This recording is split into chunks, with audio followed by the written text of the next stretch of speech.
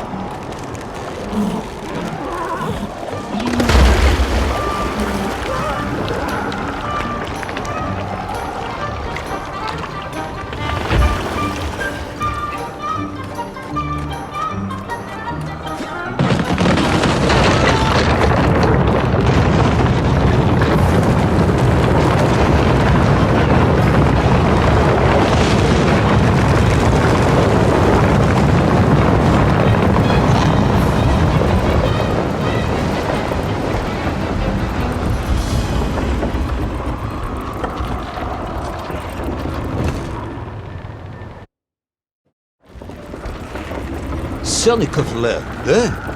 Of course, Sannikov himself reported nothing more than a bluish fog on the horizon. Your island may be nothing more than the product of overactive imaginations. General, consider this. Imagine taking a simple peasant, a pig shepherd, for example, and telling him one day humans would fly around the earth beyond the sky. He would say you were stark raving mad, saldaphone, a ridiculous kazjol baradati, a buffoon stuffed into a military uniform, a pridurak, a chuchela tuparile. This peasant of yours had better watch his mouth if he doesn't want to spend his holidays in Solovetsky. Perhaps you should return to your story.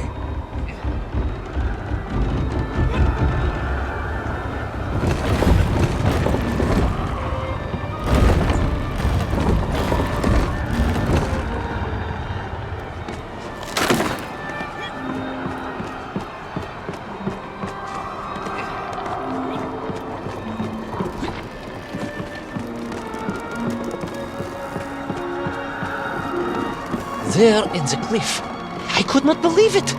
A hairy elephant, trapped and frozen in the ice. A mammoth! No, General, a hairy elephant. Who would think such a thing could be?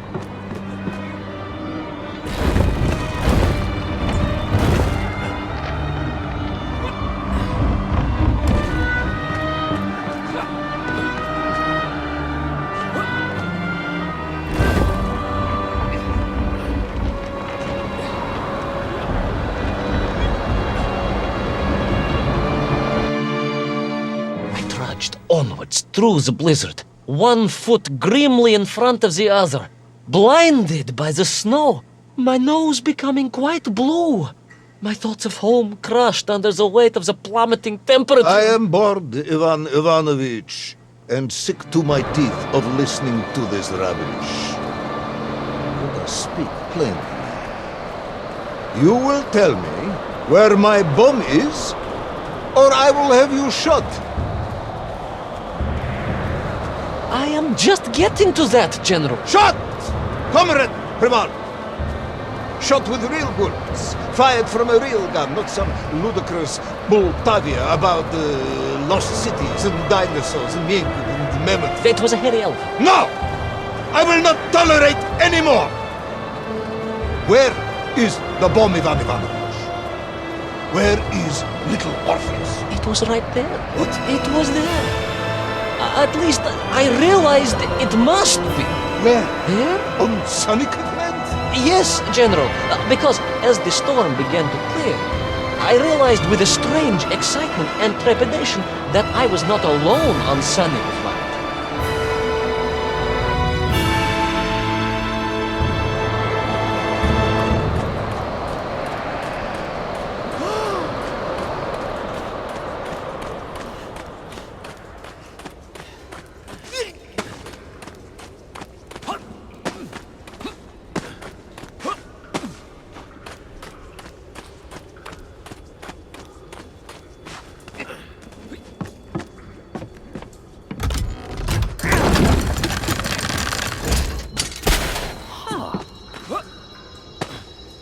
Wait. Go back. You say these lifeboats came from Zarya?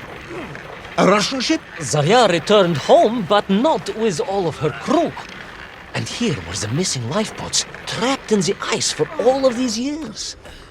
And it could only mean one thing. That you are continuing to hang lapsha on my ears.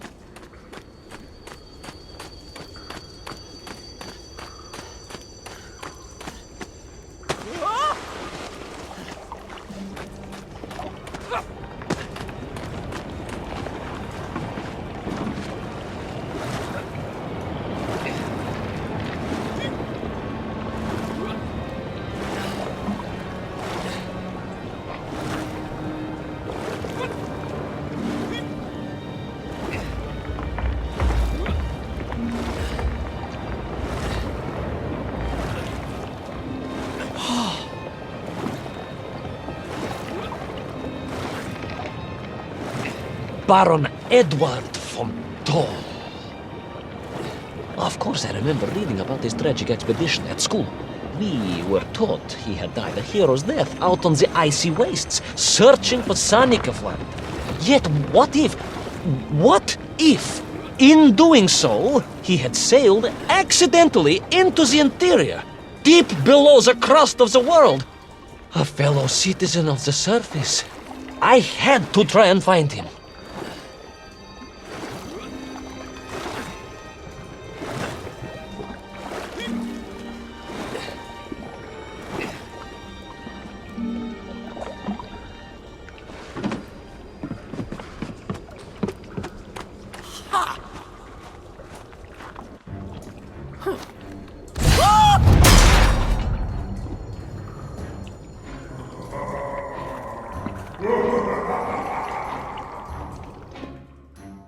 A dead explorer stole my bow. Not dead, General, but quite insane. Perhaps it was the loss of the arm or the leg, or the long years in isolation. But Toll was clearly mad. You should have got along perfectly then. Oh, how I wish we had. But no, whatever Toll's intention with Little Orpheus was, I had no time to consider it. I was in mortal peril once more.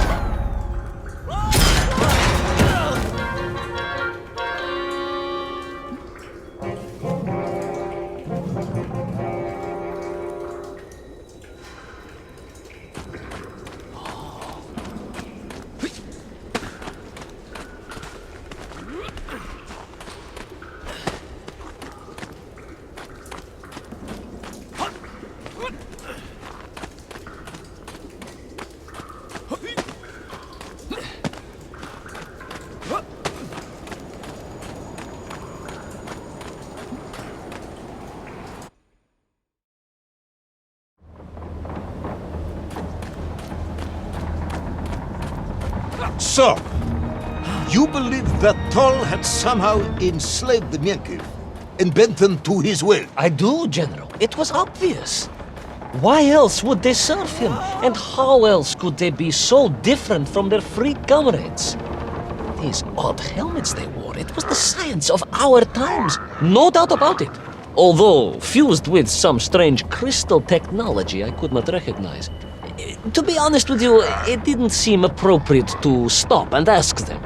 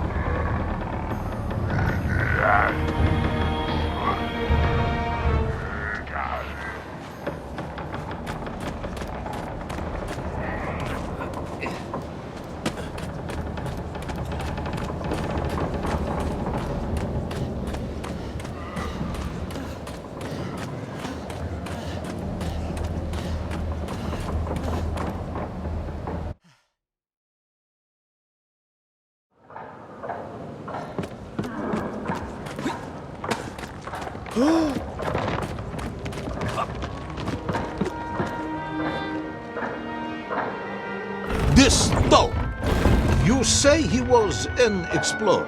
Yes, General, he was.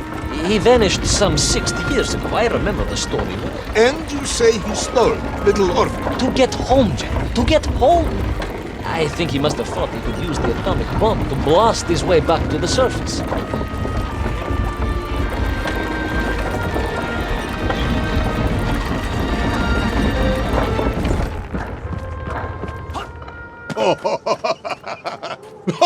Brilliant, Ivanovich! And you expect me to believe that a 100-year-old madman not only survived below the Earth's crust, but enslaved his Mienkiv, explored the lost worlds, and discovered the secrets of atomic power, all by himself? A Tsarist general! An imperialist! No doubt harking back to the terrible days before the Great Revolution! And Estonian! Estonia. Estonian general! They are wily people.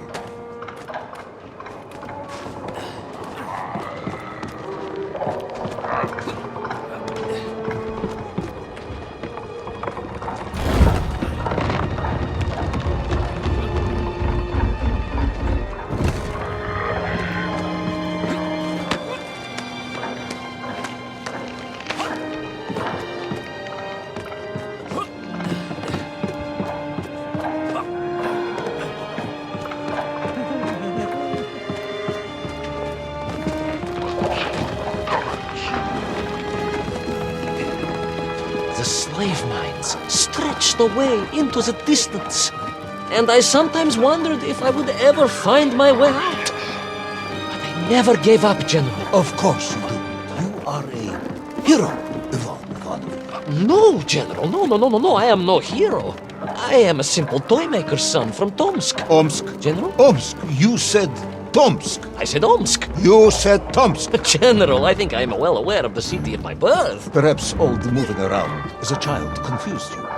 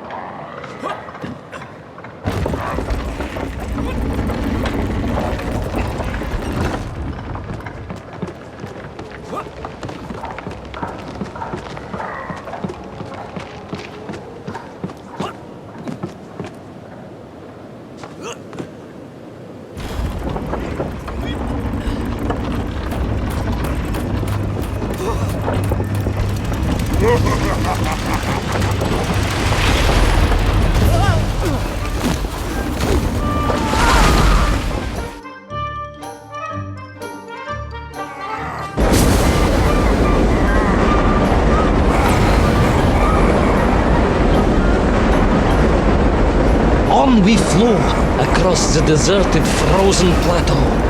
I was single-handed in the pursuit, dogged in my determination.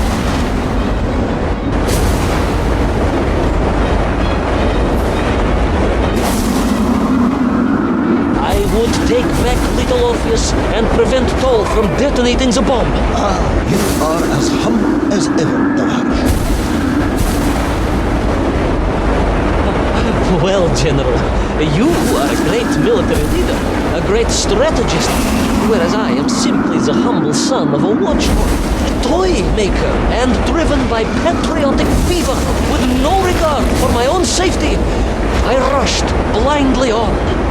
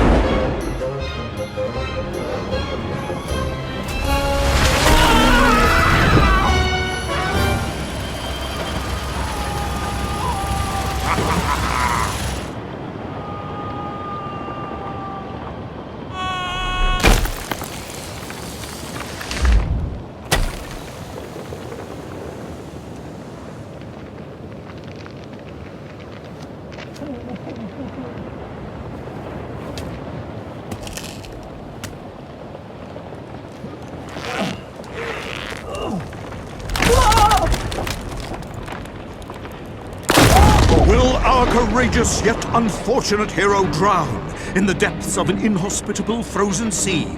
Will he thaw out in time to prevent Tol from detonating the bomb? Will the general holiday in Omsk next year? Or Tomsk? Or perhaps both? What exactly is the difference between a mammoth and a hairy elephant? All of these questions and more should almost certainly be answered in the next exciting episode of Little Orpheus!